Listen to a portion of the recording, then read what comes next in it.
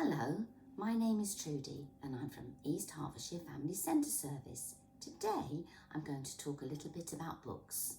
Children and books. It's very, very important. Children's brains develop massively during the first few years of their life.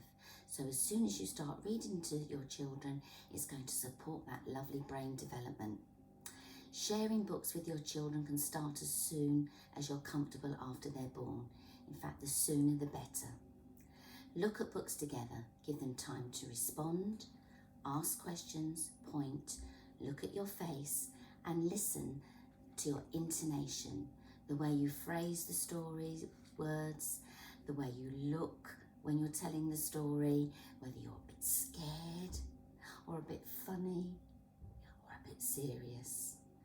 They're going to love, it's going to be their delight to look at you while you're reading the stories. They're going to enjoy it so much. There is a huge selection of books out there. They can reflect anything from fantasy to real life situations and information books. Children like all sorts of books. They may have an interest in diggers and trucks. They may have an interest in animals and nature and wildlife. You can get lots of these books from your local library. They have a massive selection. You can sign up to your local library by just going in, or you can sign up online and we can put some information about how to do that later. Now, sometimes children find it a little bit difficult to listen to a whole story, but that's okay. They might be tired. They might be distracted by other things that are going on around them. Or they just might need to be doing something else. That's okay. Now here's some ways to make looking at books a bit more exciting. Maybe have some books in a little basket. Doesn't have to be this kind of basket, it can be any kind of basket or a box that you've decorated. Have a little selection of books in a basket with maybe some props that you've found. I get lots of my props from the charity shop, lots of soft toys, lots of things that might relate to a story that's in your story box. You could make a story den. Children love to snuggle up with cushions and things inside in a special place to read their books with their props and things around them.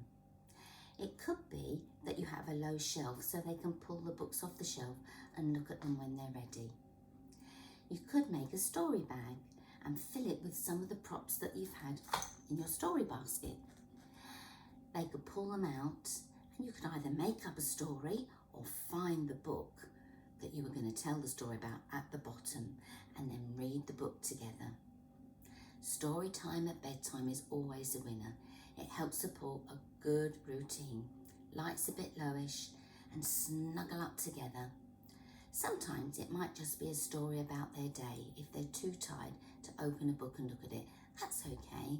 You might just want to run through some of the lovely things that have happened during the day as they drift off to sleep.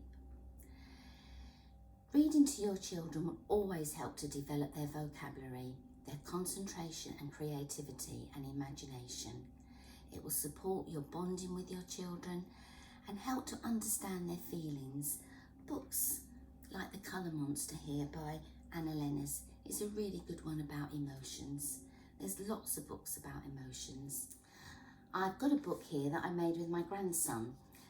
It really encourages children to look at books if it's people or photographs of activities or outings that you've done together.